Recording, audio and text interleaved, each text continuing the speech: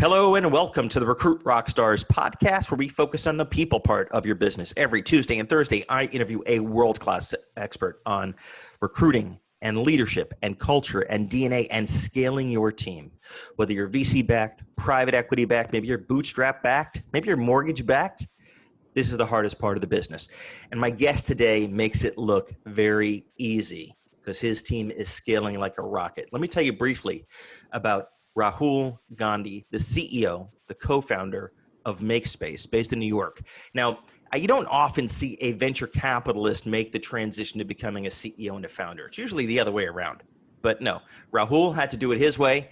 He worked in VC at a number of firms and then set out in 2013 to reinvent the 30 or 40 billion, that's with a B, dollar industry of storage, self-storage. Beautifully named company, MakeSpace. And what they basically do is make it super easy. They come haul your stuff away. They bring it to a storage place. You can watch your boxes on your app. If you want to sit there and watch your box collect dust, you can do that.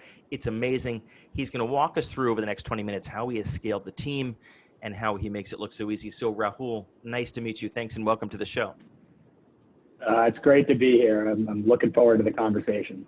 Good. Well, we will certainly learn a thing or two from you. So as I understand, the business has what, about 140 people or so? Is that right?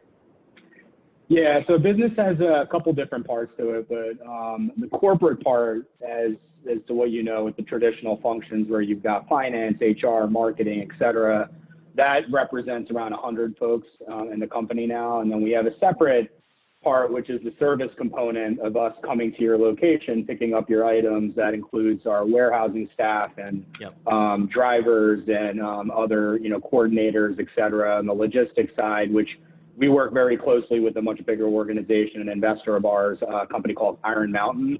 Mm-hmm. And so when you include that part of the organization in as well, you start to creep up over anywhere close to about 1,000 people that are involved in the business. God, it's a lot of arms and legs, literally, right? And so Iron Mountain's a huge, well-known company, an investor, and you've effectively partnered or outsourced the last mile logistics to them. Is that kind of how it works? Yeah, it's part of the evolution of our journey. When we started this business out, we had this clear vision that the storage world needed to change, that, the industry itself just missed the boat when it came to convenience or any sort of customer experience. And so we saw a world where technology could really influence that. And, that's our DNA. And, we're consumer technologists, marketing, et cetera. And one of the challenges of the way we designed the business so we could do it at scale and truly be that disruptor is that we realized, items don't necessarily have to sit that close to you if you're not actually going to the location. And so this concept of being able to utilize industrial space and warehouses that sit outside of the proximity of the city or whatever location we operate in really helped drive down our cost basis. And all we simply did was pass that savings, directly onto the customer. And as we realized over the course of building all the software systems we needed to do this at scale, that, a real challenge for us was on the real estate and logistics side. And we had two options. Either we go and really start to grit our teeth in a playbook that sort of already exists in the market, or we could team up with a strategic partner that could help us do that. So the way you can think about Iron Mountain is how, tech businesses use AWS to scale out servers. We effectively use their physical infrastructure and assets and grow into that footprint to build out the business as well. And you're already in 25 cities. I'm looking at the list. I can't think of a city that you're not in. So you cover the vast majority of the U.S. population in that partnership with Iron Mountain, which is a genius way of doing it on the people side. Let's talk a little about the 100 people that are MakeSpace folks, right? You're based near New York. Is this a distributed team, or are they all kind of in New York when they're not working from home during a pandemic? It's really interesting. I love that you asked that question because Iron Mountain as an organization is a very distributed team. A lot of their strategy over the last, 20 years has been around acquisitions, very acquisition based. So they just bought companies in the record management space, which is their business. A lot of those companies were in different locations, so they just had a widely dispersed team. And so I saw their playbook, and I was always a little bit reticent about not having a central organization in place. And, the environment that we're in now, we didn't have a choice. We were really forced. And what we didn't have one central location set up, although New York is our headquarters. We do have a physical office space that exists in Phoenix. In fact, we have another one in Toronto that houses either both engineers and support and sales staff. But, a large subset of our group was based in New York. And what I've seen since we've all had, gone to a work from home environment, the team has handled it very beautifully. And there's been a lot of work that has gone into making sure that could happen. But I've also seen key executives now start to, relocate and leave New York, or, start to have those discussions of, hey, if it's working now, can we start to think about this more broadly? And I am a firm believer that you can do it now, and I'm very supportive of that. In fact, we have had five to six key members of our organization now move out of New York full time into different locations, and it's worked great. It's one thing if you've worked with an individual before for some period of time and they say goodbye when I'm downsized, moved to someplace half the price in New York. You still know and trust them. You've got a relationship. They've matched the culture, the DNA of MakeSpace. How are you handling the opposite situation where you haven't met the person before? Maybe they don't live in the New York area. You've never shook their hand. How have you kind of gotten through that hiring, onboarding kind of process? It's so important and it's so often overlooked, but it really comes down to the values that you create for your company. So the core values that you set up, your mission, do people buy into that? Does that get integrated into your recruiting process? When we make hiring decisions, it's very much about getting to know the person and for them to understand what environment they're walking into. And I think once you've got those foundational elements in place, you start to see the benefits reap in situations like this.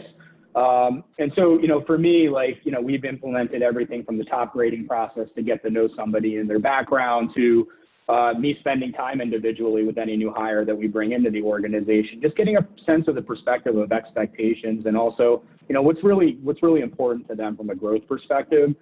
And I think, while over the history of the 7 years that we've been operational, I've made a heck of a lot of mistakes. I think I've learned a lot from those mistakes, and getting your leadership team hires right really transitions to the rest of the organization. And so your first 10 hire the next 100, right? Exactly. So if you can nail that and you've got your process down, it then crosses over to the rest of the organization. Right. So I have a ton of trust. And again, we don't get this right all the time, but I'd say our hit rate is way higher than, what we would have been maybe 5 years ago. And just those foundational elements were the key investments. And actually I went back to it just about 18 months ago to redo it as our organization was changing and our scope was changing as a business. Like, where are we going? What's the vision of the company all the way through? What do people really care about at the organization? I can tell you that because of those transitions and those things that we've made and investments we made across the way, I think was one of the real reasons we were successful through the pandemic as well. I'd like to drill into some of that. So what is the DNA, the common thread that identifies someone that works at MakeSpace? There must be some, right. 3 or 4 non-negotiable things. And I'm not going to let you off the hook, Rahul, on, teamwork or smart, right? There must be something kind of unique about people that really get into a moving technology company. Yeah. Yeah. I mean, look, the industry historically has never been sexy, and we're trying to make it really attractive. And so I think there's key elements, and it comes from my background and where I grew up. Like, I didn't grow up in a very wealthy family. Like, I grew up with an entrepreneur father who was an immigrant who opened restaurants, and I worked with him, and I cut my teeth with him since I was 10. I learned a tremendous amount from him. He wasn't the greatest business mind, but he was just such an intense risk taker and had such a high capacity for risk that resonated with me and carries through with me. And what I look for really are key. It's one, there's table stakes leadership skills. Like, I value people that can come into the organization and foster strong relationships and can work with a great deal of autonomy. If I'm making my hire for you, you're certainly an expert. I have confidence in your ability. I'm going to get you the resources you need, and my job is to get out of your way. And so I have to evaluate that in my hiring process to say, can this person lead in that direction? Can they be someone that does one critical thing for me, which is not identify problems, but start thinking about solutions? And it's a very hard process to kind of suss out in just an interview. So that was my next question. How do you suss that out, right? Because interviews are notoriously lousy predictors of leadership. And so how have you learned to do it? So I do a couple of things. I'm a big believer in the top grading process. I think you can learn so much about someone based on the experiences and leadership, and based on, how they evaluated just experiences that they had in their past. The way someone talks about it is unearthing. It's incredible from my perspective. Second piece is getting down to the details of, I really look for, like, once you get past, can this person do the job? Are they a thought partner? Are they a strategic thinker? And that can happen in various different environments, whether it's over dinner, offering to go to dinner with their counterparts and their family, really getting to learn about them and what their interests are, and putting them through hypotheticals and situations and asking them for advice about key strategic things that we're thinking about as a business, and seeing how they react to that. Are they coming to the table with, ideas, or are they open to different ideas? Are they bringing, perspectives that we think we can value? And I think by doing those types of things and actually getting out of a formal setting, I found people very much open up. There's a comfort level that develops. And so that's a big part of my process. What have you found about the value or lack of value, that may be the answer to, when it comes to reference checks? Yeah. I feel like reference checks today are so much check the box. Whether you use an agency that's helping you recruit for some position, it's sort of like asking the candidate to give you references. You call those references, you kind of validate what you've heard, but it's just like, hey, we did the work. I view it very differently. It's like, I've been doing this long enough where it's like, I don't care about the candidate sending me references. I got to find my way to references of someone that's worked with them.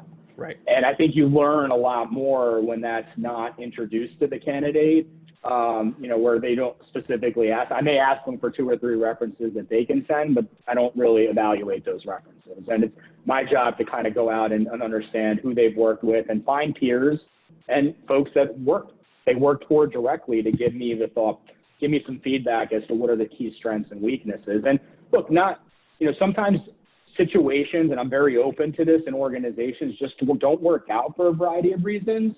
It doesn't make the candidate a bad fit for necessarily what they're coming in for MakeSpace. And I think learning and understanding what are the key characteristics of someone that's successful in our organization are a key part of it. And so references play into it, but so much of it is just the personal relationship that, I developed throughout that recruiting process. Like, I'm not one to run, I know people say it's like, we're going to give you a decision in 1 week. Yeah. I view the interview and recruiting process as a two-way opportunity. Like, it's a mating dance, right? Yeah. It's like, of course I'm going to figure out whether it's a fit for us, but are we a fit for you? Sure. Let's figure out what we need to do to get that. And then you walk in and you know how to succeed. You were very humble earlier when you said that you've learned a lot along the way of building this team of 100 people. Presumably you meant there have been some mishires, some bad hires, not necessarily bad people, like you said, but just bad hires. Right. Without naming names or roles, when you look back to those situations, what's the most common thing that you missed that if you had somehow known or discovered it, you would have realized this was not going to work out? What would you do differently, or what have you done differently because of it?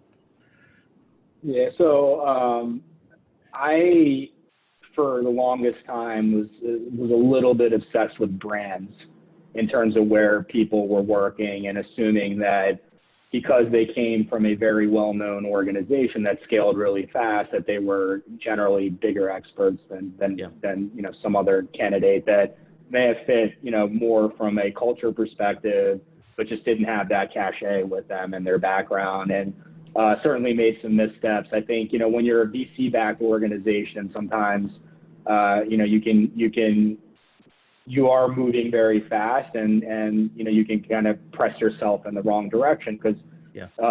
you know, speed is very important when you don't have endless resources and you've got to earn those resources.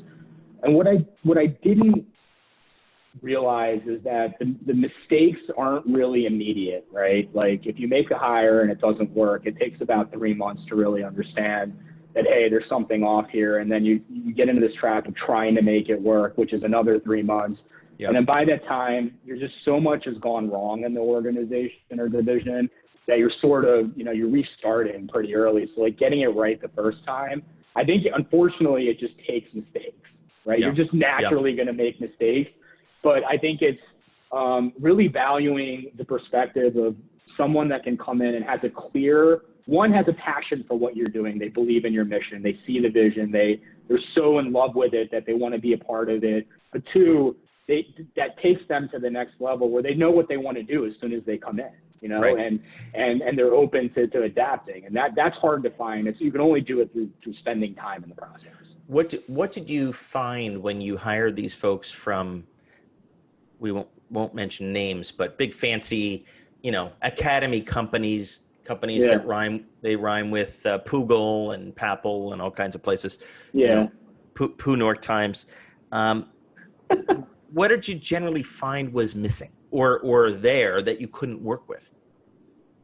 You know, in my world, there's no guarantees for tomorrow, right? Like when I started out, you know, it's almost like you're living every hour. Every dollar meant so much. You know, you got to have a return for every dollar you put out. I grew up thinking like that and feeling that way. And I think one of the challenges that I've always found is the resource expectation from, you know, candidates that come from the big name companies. Yeah. You know, you're working with a fraction of the resources, and your expectations and output need to be higher than what you had in your other organization. And can you adapt to that? And can you adapt to it without having forget the cash, but you know, you've got to roll up your sleeves and get your hands dirty and do a lot of the legwork in these types of situations. And that's not easy. And it's a very hard transition for some people that, you know, think about if you're a marketing professional, you know, you may be coming into a business like us that has, you know, that commands maybe a tenth of your marketing budget at a much bigger company.